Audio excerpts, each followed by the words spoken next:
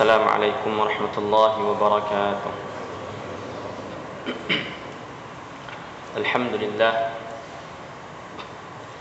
Alhamdulillah nahmaduhu wa nasta'inuhu wa nastaghfiruhu wa nastahdihi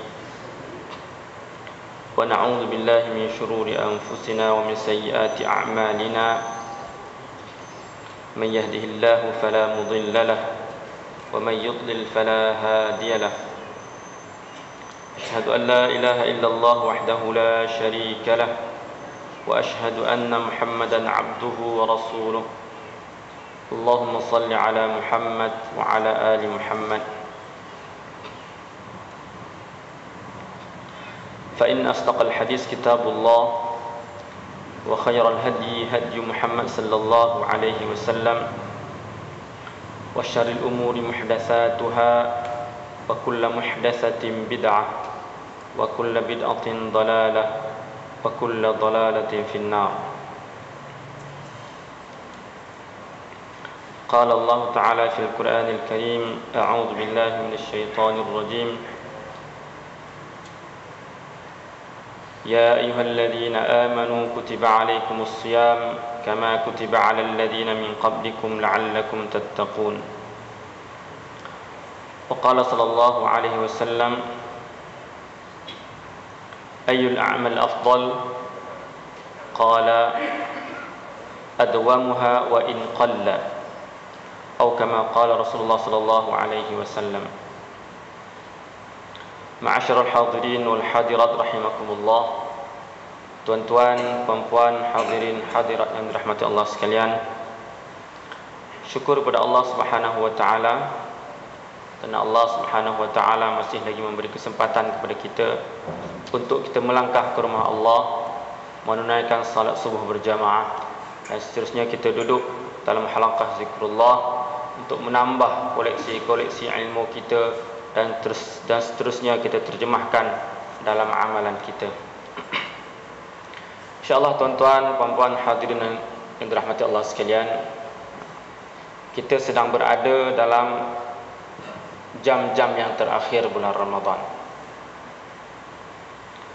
Apa yang boleh kita perkatakan pada pagi ini adalah bukan tajuk untuk kita nak mempertingkatkan lagi Ramadan, tetapi sejauh mana tarbiyah Ramadan itu dapat kita kekalkan dalam amalan harian kita. Kita telah melalui Ramadan selama 28 hari. Dapat kita gambarkan bagaimana amalan-amalan kita selama bulan Ramadan. Kita pejam mata, kita tanya diri kita, banyak mana amalan yang kita buat? Kerana Ramadan ini adalah satu kursus yang mana kursus yang diatur oleh Allah Subhanahu wa taala. Seorang cikgu dia biasa lalui kursus-kursus, pelbagai kursus yang diatur oleh manusia. Siapa sahaja yang bekerja pernah melalui kursus-kursus yang diatur oleh manusia. Apa tujuan kursus tersebut?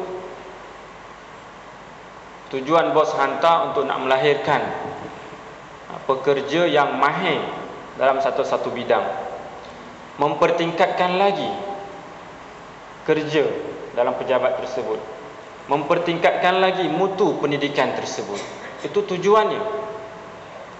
Maka apabila balik daripada kursus seminggu, 3 hari ataupun 10 hari, ada perubahan di institusi, satu-satu institusi, ada perubahan apa yang dapat daripada kursus bawa balik.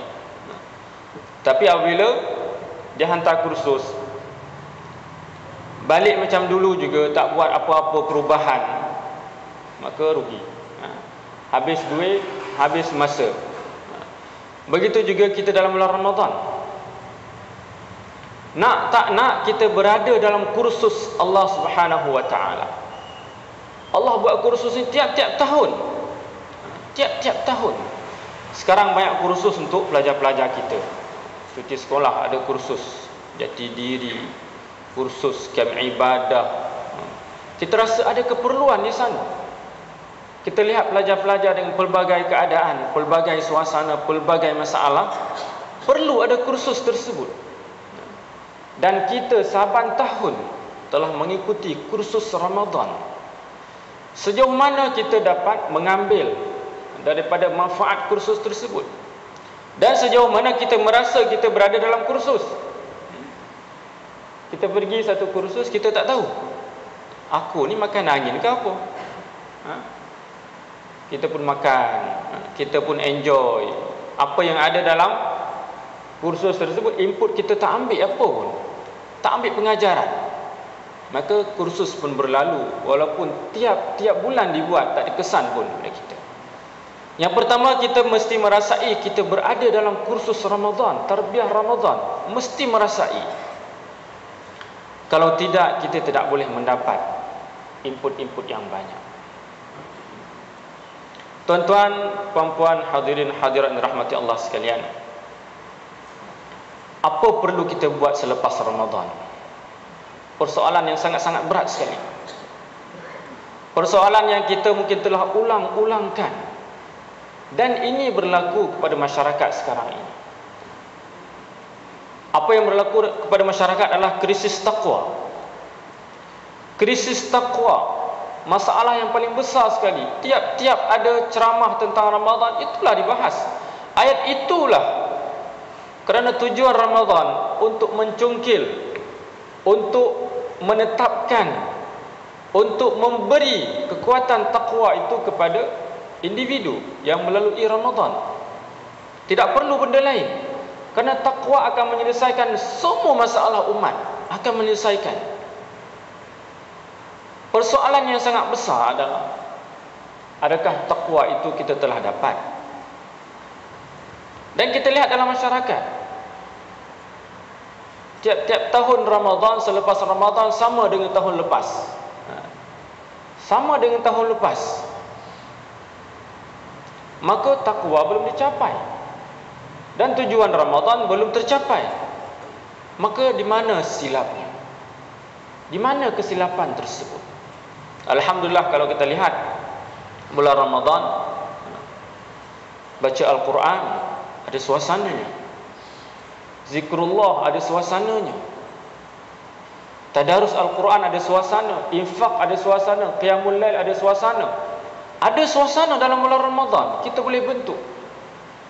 Tetapi apa yang terjadi selepas Ramadan? Kita tak usah cerita jauh, selepas sebulan, selepas 2 bulan, habis sahaja 30 ataupun 29 Ramadan, apa yang terjadi pada hari raya? Adakah kesan daripada Ramadan itu membekas dalam diri ataupun tidak? Kita boleh ukur. Kita boleh ukur diri kita, boleh ukur keluarga kita, kita boleh ukur masyarakat. Apa yang terjadi dalam bulan Syawal? Kita lihat masjid lengang. Di mana semua? Oh, balik kampung Ustaz, balik kampung. Pergi kampung pula, tak ada orang pula. Pergi mana? Balik bandar. Takkan balik bandar kot. Kita disibukkan dengan pelbagai rancangan. Hari raya lah rancangan paling best sekali. TV tunjuk 24 jam. Tak ada dah kita nak ziarah sana, ziarah ke sini, tak ada dah. Duduk di rumah saja. Duduk di rumah melihat rancangan-rancangan yang asyikkan. Masjid lengang, surau lengang. Baca Al-Quran, Masya Allah. Dah balut dah Quran tu, dah khatam dah. Dah balut letaklah tempat yang tinggi. Sedekah jauh lagi, infak jauh lagi, qiyamul lail wallahu a'lam, kenyang dengan makan dan sebagainya. Macam mana nak wujudkan momentum ini supaya ruh Ramadan ini sentiasa setiap bulan, sehingga kita bertemu Ramadan lagi. Kalau orang pergi Mekah, dia bawa ruh pergi Mekah. Pergi Mekah, insya-Allah di sana dengan salatnya, dengan ibadahnya, dengan jubahnya, dengan pelbagai, dengan serbannya mungkin. Balik sini boleh kekal lagi. Boleh kekal dengan jubah, boleh kekal dengan serban. walaupun sebulan. Boleh kekal dengan baca Quran, mungkin dengan salat jemaah dan sebagainya. Boleh kekal. Dan dia akan datang lagi apabila kita pergi Mekah, tak tahu bila. Tapi Ramadan, masya-Allah. Tarbiyah dia tiap-tiap tahun. Sebulan untuk bekal, 11 bulan kita akan bertemu Ramadan lagi. Tuan-tuan, puan-puan, hadirin hadirat yang dirahmati Allah sekalian, maka ini satu kepelikan kepada kita. Pelik. Pelik bin ajaib. Mana orang-orang yang salat sunat tarawih pada malam-malam Ramadan di bulan-bulan Syawal, di bulan Syawal, mana pergi mereka? Masjid lengang, salat fardu lengang, kuliah-kuliah kurang daripada bulan Ramadan. Pelik juga, bulan Ramadan ini kita boleh baca Quran 1 juz. Masya-Allah, syabas kepada yang membuat tadarus. Sama ada tadarus di masjid ataupun di tempat-tempat lain, ataupun tadarus di rumah dengan anak-anak. Kita boleh baca, kita boleh dengar Al-Quran. Tetapi apa yang terjadi di bulan-bulan yang lain? Perlukah kita tinggalkan Al-Quran? Adakah Al-Quran itu dibaca bulan Ramadan sahaja? Ataupun Al-Quran itu dibuka bulan Ramadan sahaja? Ramadan untuk mempertingkatkan membaca Al-Quran, tetapi Al-Quran perlu dibaca pada tiap-tiap masa, pada tiap-tiap hari, pada tiap-tiap ketika. Kerana membaca Al-Quran adalah membuka hati kita, membuka jiwa kita, membuka minda kita. Janggal benar juga kalau kita lihat dalam masyarakat, bulan Ramadan menutup aurat. Pergi majlis-majlis bulan Ramadan menutup aurat, tapi apa yang terjadi di bulan-bulan lain selain Ramadan? Tidak mengekalkan menutup aurat ini. Asing sekali bagi kita. Semua ini satu kepelikan yang saban-saban tahun kita lihat. Saban-saban tahun. Apa masalahnya? Masalah adalah apa yang kita sebut istiqamah tidak ada. Tidak ada istiqamah. Dalam satu hadis yang saya sebut tadi, Rasulullah ditanya ayyul a'mal afdal. Hadis yang sangat-sangat pendek sekali. Ayyul a'mal afdal? Amalan apa yang sangat-sangat baik? Rasulullah menjawab, adwamuha wa in qalla. Amalan yang sangat baik adalah amalan yang sedikit tetapi berterusan. Masya Allah, berterusan. Bulan Ramadan kita membaca Al-Quran 1 juz, setengah juz. Bulan yang lain kita kekalkan, walaupun satu muka, walaupun satu helai, walaupun kurang daripada itu, kita kekalkan tiap-tiap hari, tiap-tiap masa. Bulan Ramadan kita solat tarawih, menghidupkan malam. Di antara benda yang kita buat untuk menghidupkan malam, maka kebiasaan tersebut kita kena bawa ke dalam bulan-bulan lain, walaupun 2 rakaat tiap-tiap malam, walaupun 2 rakaat sebelum subuh pun tak apa, masih dikira menghidupkan malam. Bulan Ramadan kita banyak bersedekah, Masya Allah. Tahun ini Masjid Pemetaan Tok Mahat masih lagi mencatatkan rekod di antara yang terbanyak kutipan, di antara yang terbanyak kutipan untuk Palestin. 6,100 lebih, 6,000 lebih kita dapat. Dan di Pulau Pinang 105,000 insya-Allah kita dapat. 105,000. Seluruh Malaysia lebih kurang 1 juta lebih kita dapat untuk kutipan yang kita buat daripada imam-imam Palestin. Kita nampak infak itu di bulan Ramadan, Masya Allah. Kita lihat suasana infak itu ada. Mana-mana masjid Mana-mana surau yang membuat kutipan untuk amal-amal ini diberjalan. Walaupun kadang-kadang kita ditipu. Datang ini infak kepada ini, kepada ini, kepada ini, kita pun bagi. Bulan Ramadan, kita rasa sesuatu yang sangat berharga sekali. Apa yang terjadi dengan bulan-bulan yang lain? Kita kekalkan. Walaupun RM5, tabung masjid, tabung surau, walaupun RM1, wa in qalla disebut. Adwamuha wa in qalla. Sedikit tetapi berterusan. Dalam bulan Ramadan kita banyak berzikir. Banyak berzikir kerana ada ketenangan, ada suasana bulan Ramadan. Kita pergi ke masjid, semua orang baca Quran. Kita pergi ke surau, kita pergi ke masjid, banyak orang baca Quran, banyak orang berzikir, banyak orang buat ibadah, maka kita ada suasana, kita boleh buat. Tapi bulan lain tidak ramai orang membaca Al-Quran, tidak ramai orang berzikir, tidak ramai orang salat sunat.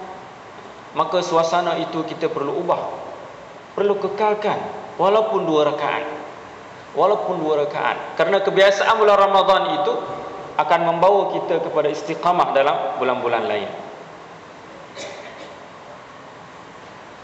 Tuan-tuan, puan-puan, hadirin dan hadirat dirahmati Allah sekalian, istiqamah ini adalah sesuatu yang sangat besar sekali. Sangat besar sekali. Rasulullah SAW ditanya, apa yang menyebabkan rambut Rasulullah beruban? Apa yang menyebabkan rambut Rasulullah beruban? Rasulullah menjawab, surah Hud. Surah Hud lah yang menyebabkan rambut aku beruban. Maka kita akan baca, kenapa surah Hud? Kenapa surah Hud itu rambut Rasulullah SAW beruban?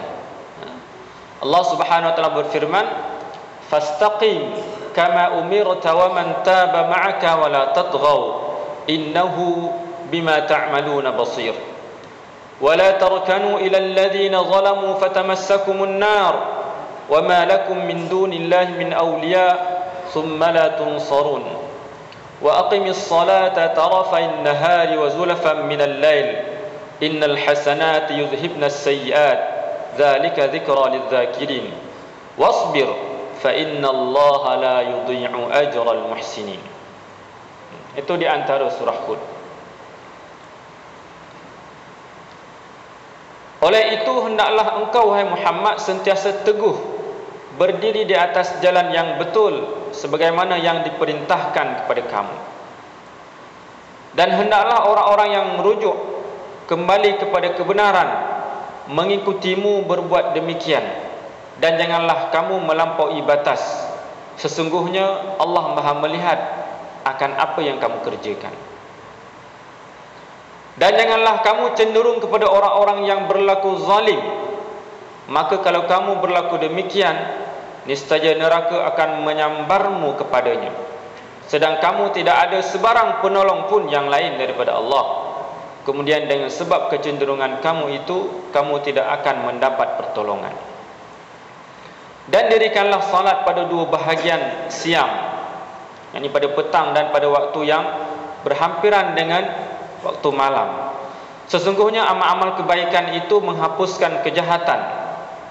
Perintah-perintah Allah yang demikian adalah menjadi peringatan bagi orang-orang yang mahu beringat.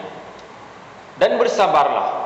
Sesungguhnya Allah tidak akan menghitung pahala orang-orang yang berbuat kebaikan. Masya Allah, kita akan lihat satu persatu tentang ayat ini. Karena sesuatu yang sangat besar perlu kita bincang, seperti semana saya sebut, adalah istiqamah kita. Istiqamah dalam beramal dalam bulan Ramadan, di luar Ramadan.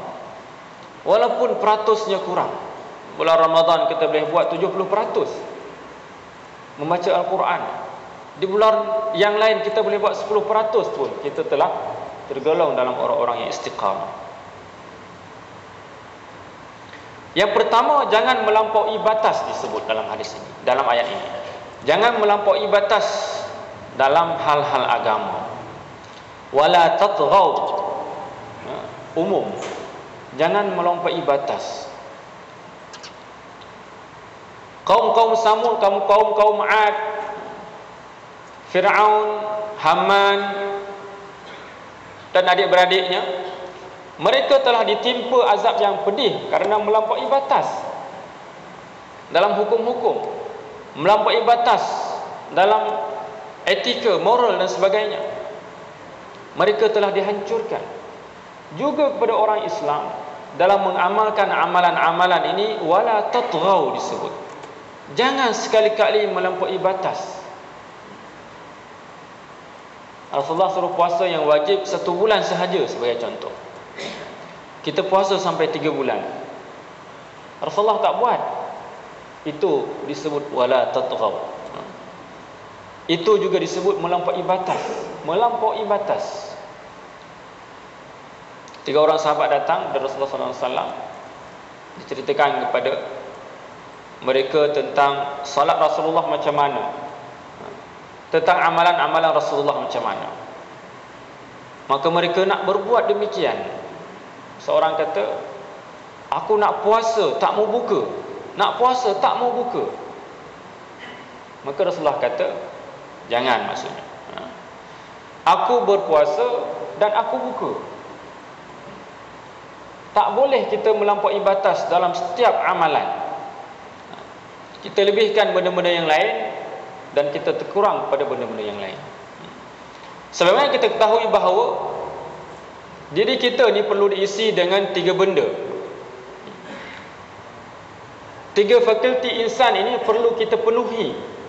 Tak boleh satu-satu. Ibadah saja. Ibadah 24 jam. Ataupun kita lebihkan ibadah yang biasa kita tahu, solat sunat, solat je. Anak tak tahu, tarbiyah. Anak tak makan apa di rumah, anak terbiah. Itu sebut melampaui batas dalam satu-satu hal. Rasulullah SAW telah menunjukkan satu contoh yang sangat-sangat unik sekali dalam beribadah ini. Sederhana Rasulullah SAW. Dan Rasulullah SAW tidak menyuruh umatnya untuk melampaui batas, walaupun untuk melampaui batas walaupun dalam beribadah kepada Allah Subhanahu Wa Taala. Di bulan Ramadan kita lihat, kita melampaui batas dalam makanan, insya-Allah. Apabila kita lihat keadaan orang-orang di Kashmir, orang-orang di Palestin, orang-orang di Myanmar, keadaan mereka, dan keadaan-keadaan di tempat lain orang-orang Islam, berbanding dengan kita yang melampaui batas dalam bulan Ramadan, di bazar Ramadan. Ada seorang kata, kadang-kadang kita tak boleh sebut bazar Ramadan, kena sebut bazir Ramadan. Ubah daripada ke bawah, atas ke bawah. Sebab di tempat itulah kita nak membazir duit. Patutnya ambil duit itu sedekah. Dan Alhamdulillah ada NGO yang membuka peluang kepada kita. Kita ada duit RM10, RM20, RM50, kita nak bagi kat mereka, kok mana? Tak tahu nak bagi, tak tahu nak bagi kat Palestin, tak tahu nak bagi kat saudara kita di Myanmar, kita tak tahu. Tapi kerana ada mereka datang, kita boleh bagi. Walaupun RM10, walaupun RM5, ada tempat kita nak bagi. Berbanding kita nak melampaui batas di bazir Ramadan. Dan kita lihat ini berlaku. Kita hisap diri kita berapa banyak makanan yang terbuang di rumah kita, tak termakan. Jamah 2-3 ketul kuih, kenyang. Martabak tak makan lagi, capati tak makan lagi, nasi biryani tak ada nak makan lagi.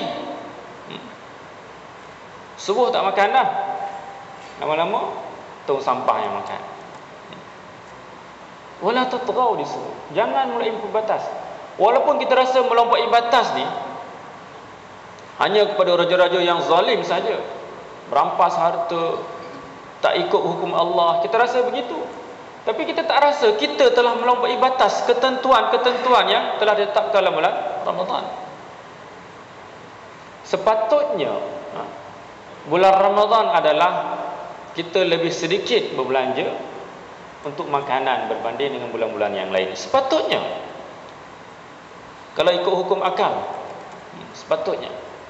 Tetapi terbalik, kita berbelanja lebih dalam bulan Ramadan untuk makanan berbanding dengan bulan-bulan yang lain.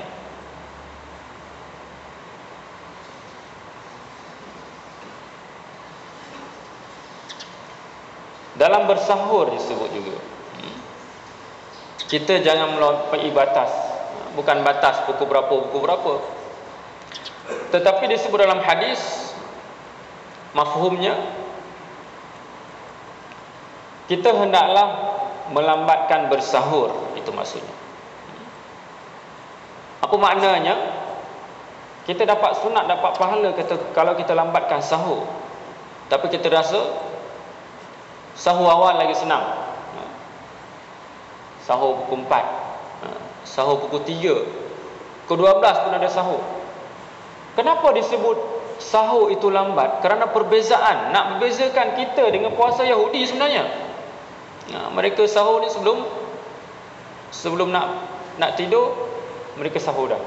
Puasa sebelum datangnya Islam, masa orang-orang jahiliah. Bila mereka nak tidur, mereka sahur. Pukul 12 nak tidur, terus sahur. Nak membezakan. Wala tatghaw, jangan melampaui batas. Rasulullah kata sahur yang paling baik adalah sahur yang lambat. Maka keadaan ini kita lihat remeh.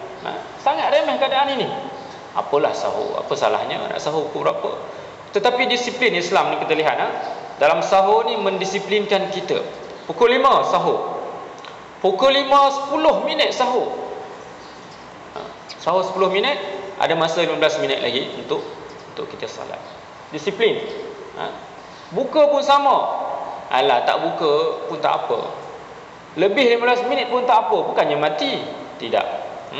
Wala tatghaw, jangan melampaui batas. Rasulullah kata buka pada masa, tepat pada masa. Bukan maksudnya dalam hadis tu bukan kita awalkan, bukan, tetapi tepat betul-betul. Bilal terus makan. Ataupun kita ada set dah jam. Bila tak bang pun kita dah buka dah. Disiplin. Wala tatghaw, jangan kita melampaui batas. An Amr ibn As radhiyallahu anhu anna Rasulullah sallallahu alaihi wasallam qala faslun baina siyamina wa siyamu ahli alkitab aklatus sahr, disebut dalam hadis. Daripada Amr bin As radhiyallahu an bahawa sesungguhnya Rasulullah sallallahu alaihi wasallam bersabda, pemisah di antara puasa kita dengan puasa ahli kitab adalah makan sahur. Itu pemisah dia. Makna kalau kita tak ambil berat tentang sahur, mungkin tak jauh beza puasa kita dengan puasa mereka. Begitu juga sekali Islam. Sehingga benda-benda yang kecil ini kita kena menjaga. Wala tatghaw disebut.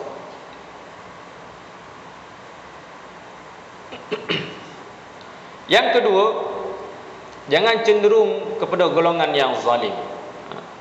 Wala tarkanu disebut ilal ladzina zalamu. Bukan jangan zalim, jangan cenderung kepada orang yang zalim. Jangan cenderung kepada golongan yang zalim.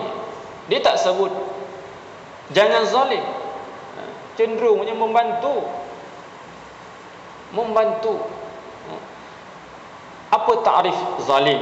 Kalau kita lihat, zalim adalah meletakkan sesuatu bukan pada tempatnya, itu zalim. Kalau kita kata kita beli makanan banyak, mubazir, kita zalim. Kita zalim. Apa sahaja meletakkan sesuatu bukan pada tempatnya, maka itu takrifan zalim. Zalim yang mana kita akan dimusnahkan oleh Allah Subhanahu wa taala, dan akan dimusnahkan orang yang membantu kepada golongan yang zalim. Satu cerita diriwayatkan daripada Sufyan Ats-Tsauri, dia kata apa?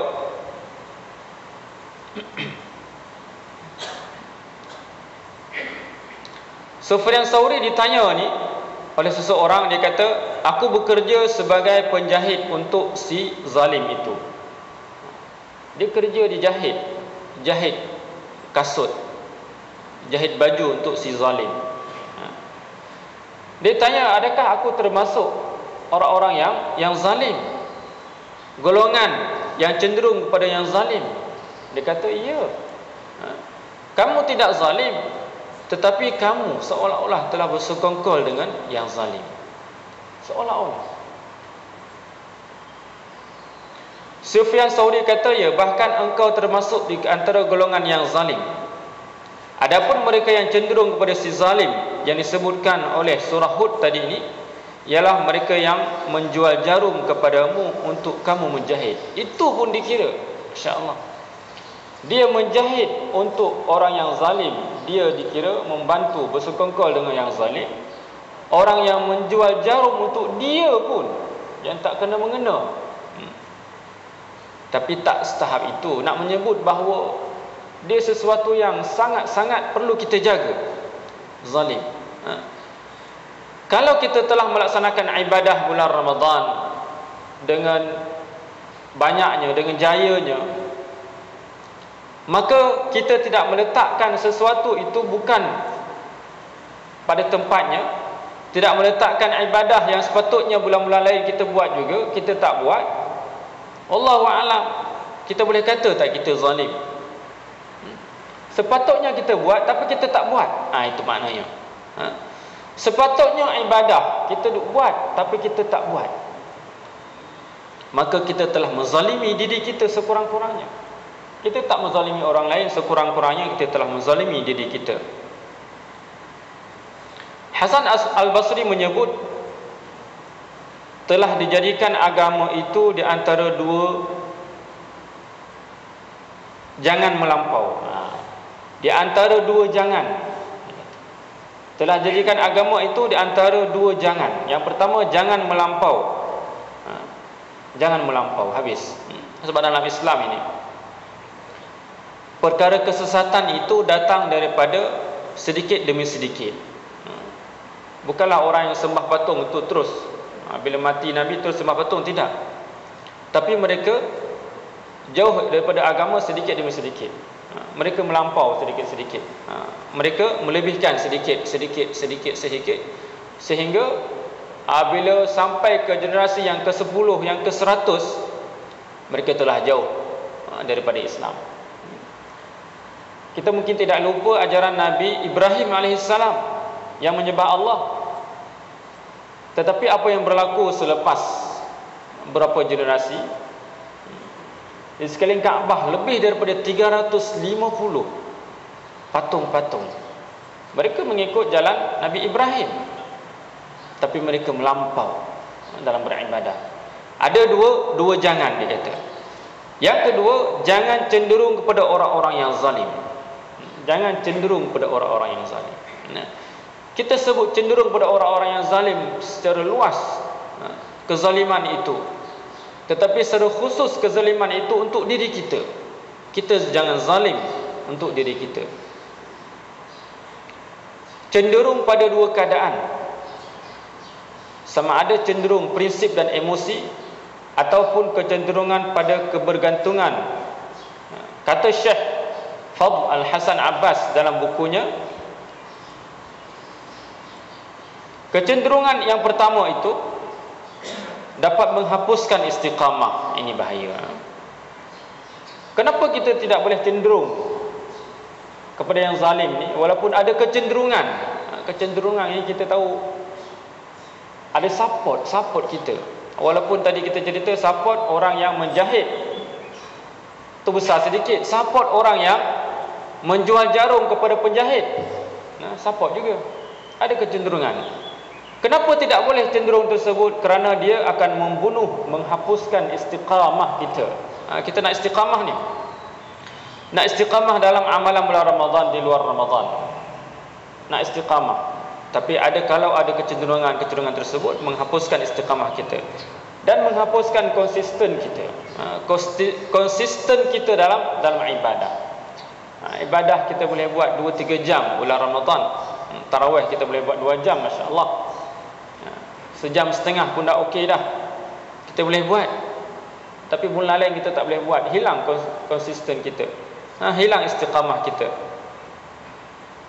Pada kecenderungan hati dan emosi, bukan setakat amalan juga, tetapi hati kita, kecenderungan hati kita kepada orang-orang yang berlaku zalim. Hatinya tidak menolak, malah cenderung pula dengan jiwa dan perasaan atas sebab yang pelbagai, rasa terhutang budi, rasa lemah pendirian, itu tak boleh. Cenderung kepada orang-orang yang zalim.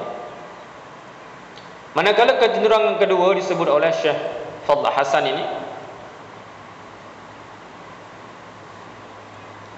berbalik kepada makna perkataan rukun yang digunakan dalam ayat tadi, iaitu rukun untuk bersandarnya. Rukun kita tidak boleh melampaui batas, wala tatghaw, tidak boleh menyokong yang zalim.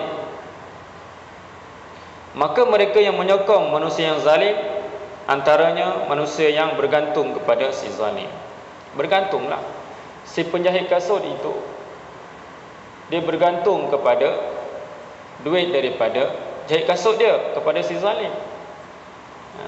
Walaupun kita kata, kalau aku tak jahit kepada dia, orang lain boleh jahit, tak apalah, biarlah orang lain dapat, kita tak payah. Dan benda ni umum kepada yang lain. Kita nak khususkan di sini adalah kerana menyokong yang zalim itu akan menghilangkan istiqamah kita. Kita nak istiqamah dalam bulan Ramadan. Yang ketiga,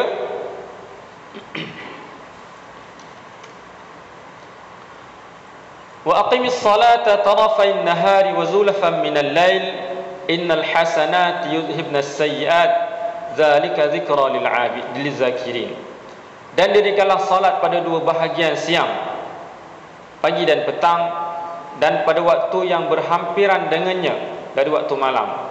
Sesungguhnya amal-amal kebajikan itu menghapuskan kejahatan. Perintah-perintah Allah yang demikian adalah menjadi peringatan bagi orang-orang yang mahu beringat. Ini yang ketiga. Momentum kita untuk kita nak mengekalkan istiqamah. Istiqamah bersandarkan kepada salat, masya-Allah. Kalau salat kita telah istiqamah, benda yang besar sekali, maka benda yang kecil insya-Allah.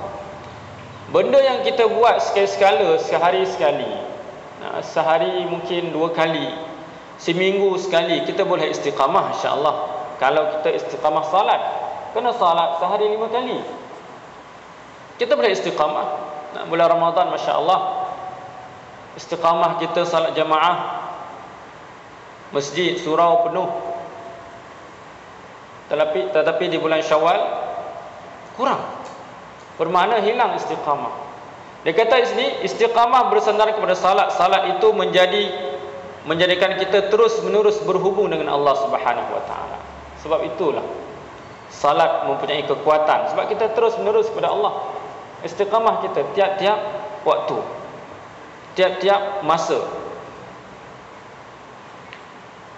pada bahagian siang dan pada bahagian malam.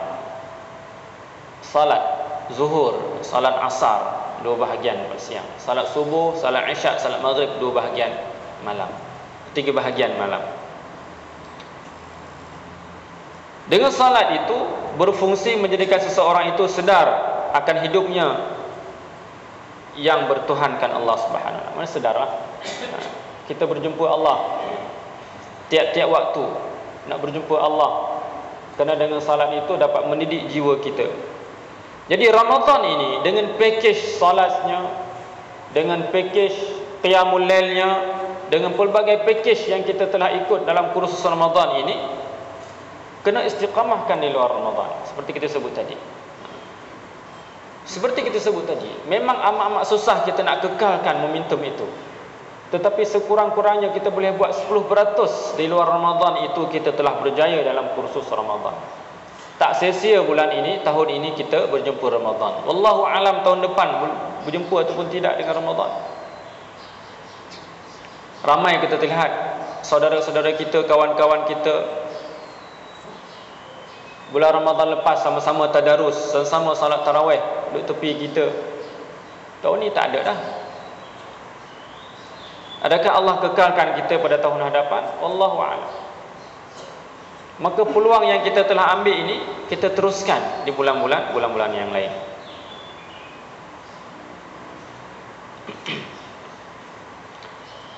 Yang keempat, kita habiskan wasbir fa innallaha la yudhi'u ajral muhsinin. Bersabarlah. Ini yang paling besar sekali. Kita dah buat semua dah. Kita dah buat semua amalan-amalan. Rasulullah kata, Allah kata, dan bersabarlah. Sabar je lah. Kita bersabar sahaja. Sabar macam mana? Sabar dalam ketaatan. Sabar kita nak usaha nak buat. Bersabar. Bersabar dalam pelbagai keadaan. Sesungguhnya Allah tidak akan menghilangkan pahala orang-orang yang buat kebaikan.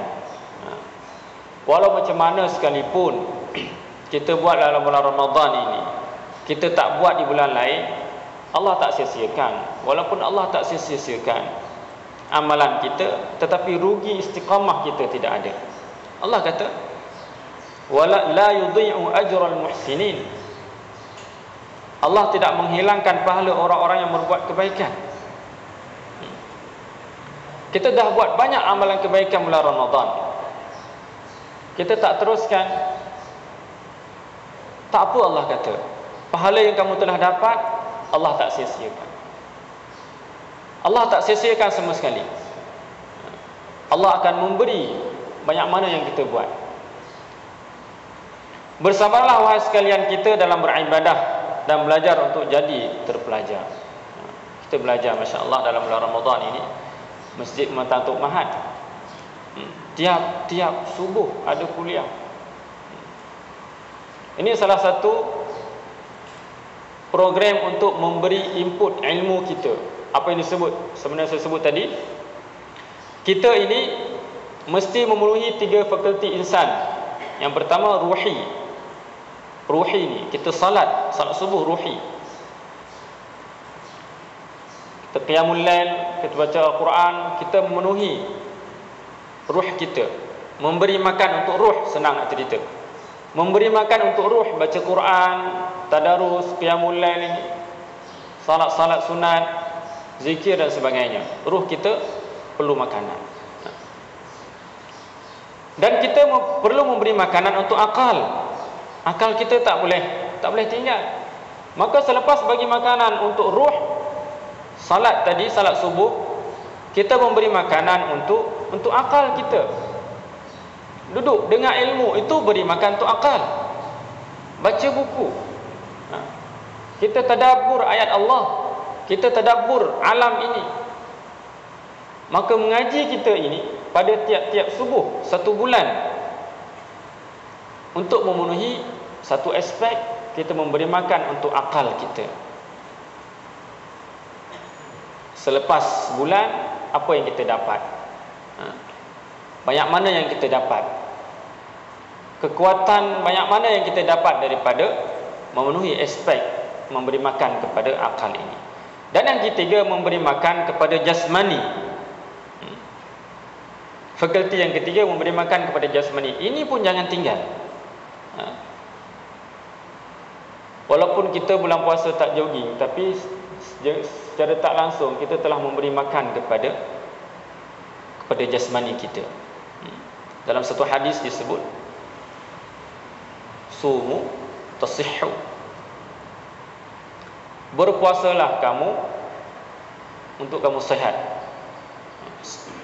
Hendaklah kamu berpuasa, sumu tasihhu, maka kamu akan jadi sihat. Walaupun hadis ini hadis tidak sahih,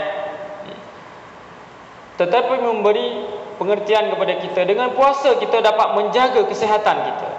Kita nak jaga jasmani kita, jasmani. Kalau belum puasa, mungkin kita boleh cek berapa gula kita, berapa. Bulan puasa alhamdulillah kita boleh turunkan, tapi dengan syarat jangan selalu pergi bazir Ramadan. Tapi kita dah habis dah, tahun ni tak ada dah bazir Ramadan. Sebelum Ramadan, berapa kolesterol kita, berapa bacaan dia, mungkin selepas Ramadan boleh turun. Kerana disebut tasihhu, kamu akan sihat. Tapi dengan syarat menjaga setiap tata tertib, menjaga setiap pantang larang bulan Ramadan ini. Apa yang disebut dalam perkara-perkara yang kita telah bahas sebelum ini. Wasbir fa innallaha la yudhi'u ajral muhsinin. Bersabarlah wahai sekalian dalam kita bersedekah, dalam kita qiyamul lail, dalam kita beribadah, dalam kita berdakwah. Berdakwah ni kena banyak bersabar. Berdakwah untuk diri kita, dakwah juga. Nafsu duk ajak. Kita kata janganlah. Dakwah untuk diri kita. Bulan Ramadan banyak buat ibadah, bulan Syawal banyak buat dosa. Bulan Syawal kita kena dakwah diri kita. Kena sabar banyak. Orang seru tangan, kita boleh tengok siapa yang seru tangan ni. Ni nak minta maaf ni, nak minta maaf. Seru tangan. Siapa yang kita boleh puluh tangan kita? Kena sabar banyak. Dakwah diri kita. Dia dah suruh tangan dah macam mana, takkan tak suruh kot. Sekali dia malu pula. Buat macam ni je. Takkan dia tak faham kot. Kita nak minta maaf, suruh tangan, kononnya menghapuskan dosa, tapi salah, lekat lagi dosa. Bulan Ramadan tak ada nak salam kerana tak minta maaf. Bulan Syawal semua kita nak salam. Sepapat semua nak salam. Anak menakan tak apalah. Yang jauh-jauh semua kita nak salam adik-beradik. Melekat semua dosa tersebut. Kena sabar, didik diri kita, didik jiwa kita. Kalau sekali kita tak hulur tangan, besok dia orang tak suruh dah tangan. Confirm tak suruh. Tengok, ini dulu aku pernah suruh dah. Assalamualaikum, minta maaf, selamat raya. Tak apalah. Kita pegang dada kita. Kalau dia suruh tangan, kita pegang dada kita. Tak apa. Tak apa. Berlapik pun tak payah. Kita rasa berlapik yang ambil, jap ambil serbanyak lapik. Tak payah. Didik diri kita, bersabar banyak. Keadaan-keadaan ini akan menimpa kita. Bersabar untuk mendidik anak kita bulan Ramadan dengan pelbagai rancangan.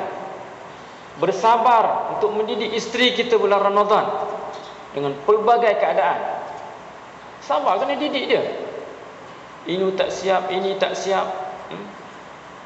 Tak dan nak puasa 6. Tengok-tengoklah 5 hari lagi. Tak dan lah 5 hari lagi, puasa 6 hari je. Kalau buat tak cukup, maka tak payahlah buat. Bersabar. Dengan pelbagai keadaan. Agar penolakan yang berlaku tidak mendorong kita mencari jalan pintas dan mengubah istiqamah kita. Apa yang kita buat selama ini, kita tak ambil jalan pintas untuk kita hilang istiqamah. Bulan Ramadan penuh dengan keberkatan, penuh dengan ibadah, penuh dengan pelbagai suasana kebaikan, hilang sekejap saja, sekelip mata hilang. 1 Syawal dah hilang dah. Maka itu kekuatan kita nak. Kekuatan istiqamah itu kita nak. Sabar menjadikan kita terhindar daripada emosi yang mengundang sifat melampau tadinya.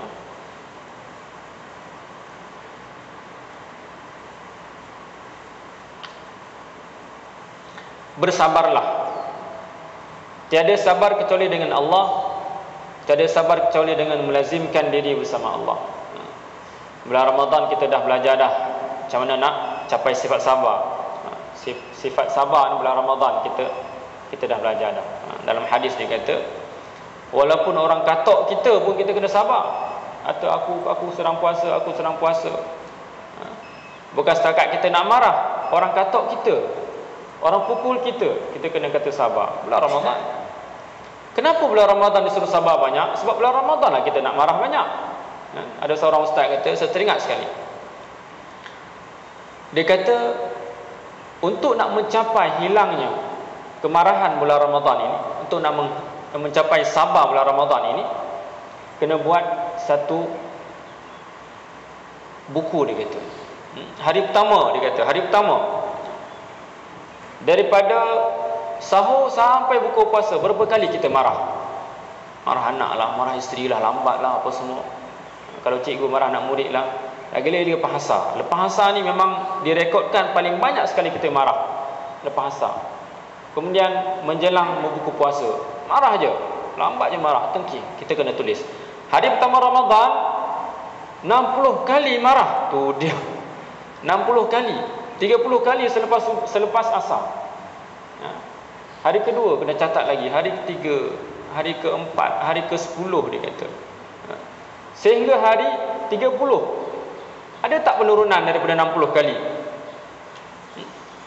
Kalau ada penurunan, bermakna puasa kita itu telah mencegah kita daripada marah.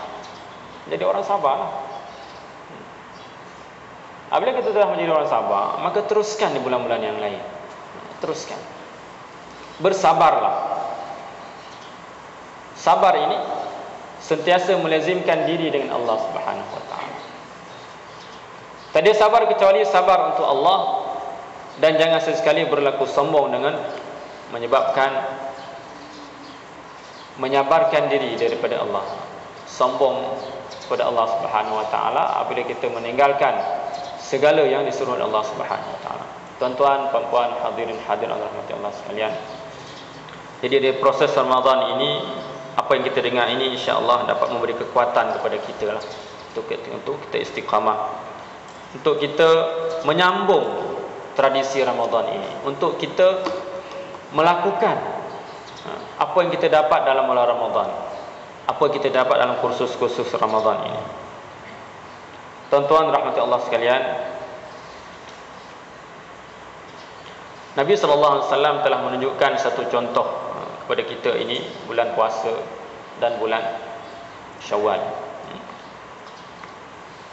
Pada hari raya pertama, sebenarnya kita ketahui adalah hari yang sangat kritikal bagi kita untuk mengubah.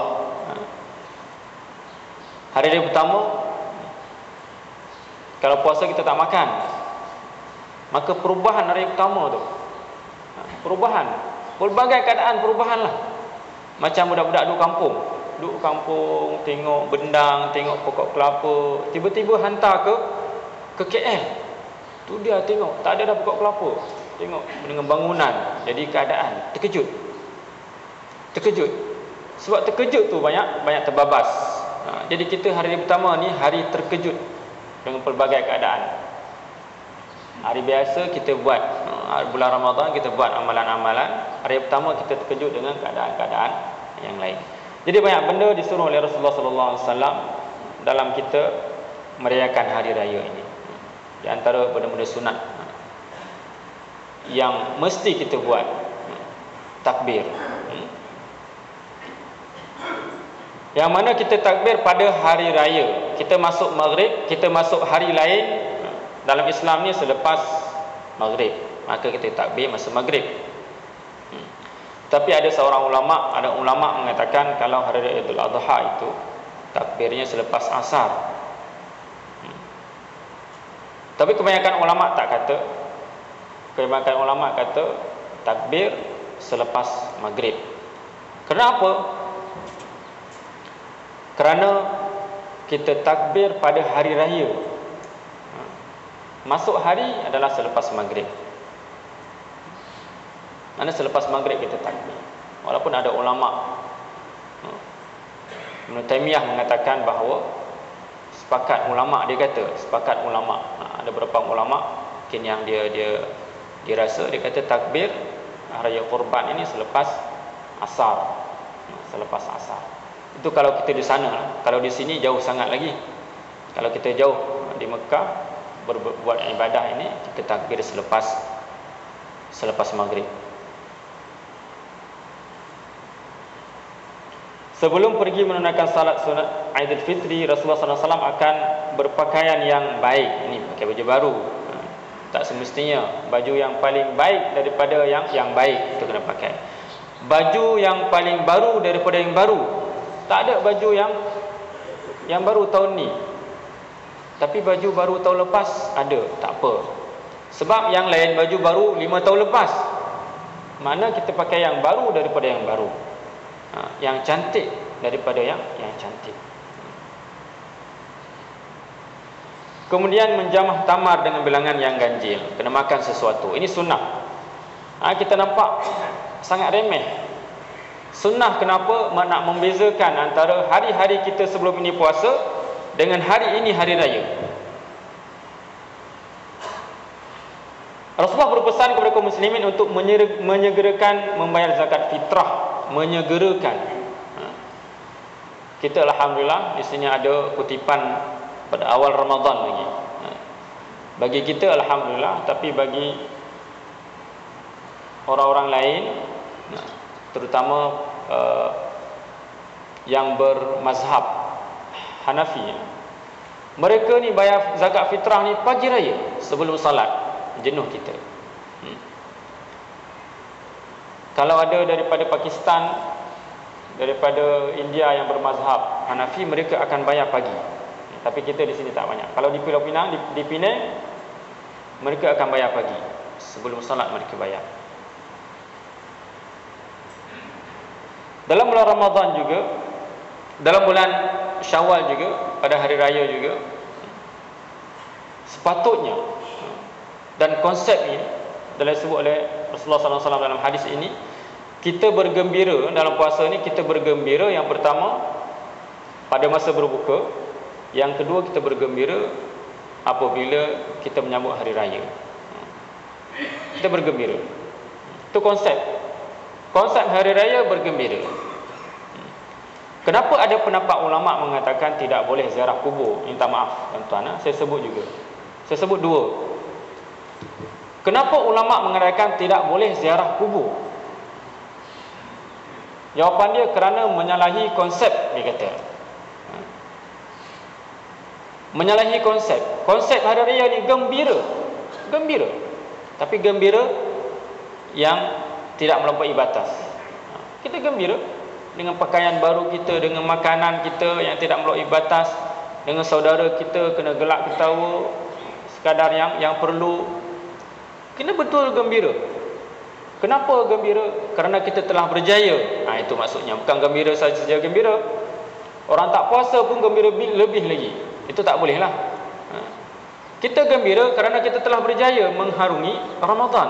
Sebab tu kita kena gembira. Maka konsep sedih pada hari raya tidak dibolehkan. Itu maksudnya. Kalau kita nak konsep sedih, bermakna tak sampailah konsep bergembira. Sebab tu dia kata tidak boleh. Tidak boleh bersebab, itu maksudnya. Bukanlah kita tak boleh nak ziarah kubur. Ziarah kubur ni bila-bila masa boleh.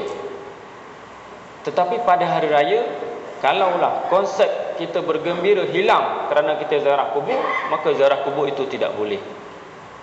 Tidak boleh. Dan ulama kata kenapa juga tidak boleh ziarah kubur? Kerana dia menjadi amalan seolah-olah, itu maksud satu lagi, seolah-olah hari raya ni kena ziarah kubur. Itu maksudnya. Kita tak boleh ziarah. Kita tak mau ziarah kubur pada hari raya kerana nak menghilangkan adat dan tak elok ni, kebiasaan yang tak elok ni. Tak mau ziarah kubur. Bila juga nak ziarah? Ziarah masa lain, sebelum raya, selepas raya. Ataupun kita tidak sedih, tapi jaranglah kalau kita ziarah kubur orang yang terdekat dengan kita, mak kita mungkin, adik kita, anak kita, saudara-saudara kita ni, ada kesedihan tersebut walaupun sementara. Walaupun sementara. Tapi kalau semua orang buat, anak kita tengok, uish, raya ziarah kubur. Walaupun kita tak sebut benda tu, tapi dia tahu raya ziarah kubur.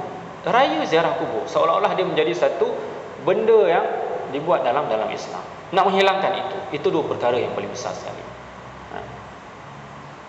Bukanlah ziarah itu berdosa, tetapi menghilangkan kebiasaan. Untuk menghilangkan kebiasaan dan untuk menghilangkan, untuk tidak hilangnya konsep bergembira. Tuan-tuan rahmati Allah sekalian, apa yang kita bahas pada pagi ini menjadi sedikit kekuatan kepada kita untuk kita mengharungi bulan Syawal ini dengan keadaan yang sangat baik sekali, dengan istiqamah yang amat tinggi sekali. Kita ada rekod bacaan kita, bacaan Al-Quran. Kita teruskan. Kita ada amalan, semua kita ada rekod. Kita pejam mata, kita fikir berapa banyak amalan kita, kita capai tak capai. Kita jumpa tak jumpa Lailatul Qadar.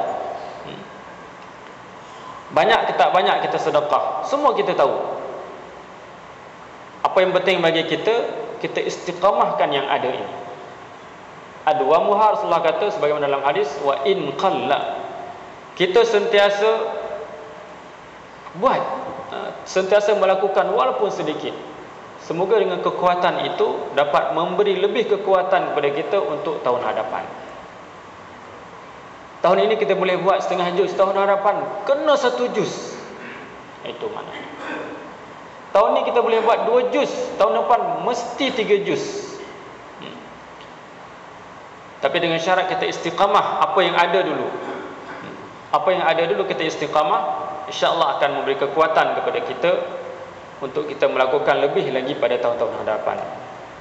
Apa yang daripada Allah Subhanahu wa taala, salah dan silap daripada kelemahan saya sendiri, mohon ampun daripada Allah Subhanahu wa taala.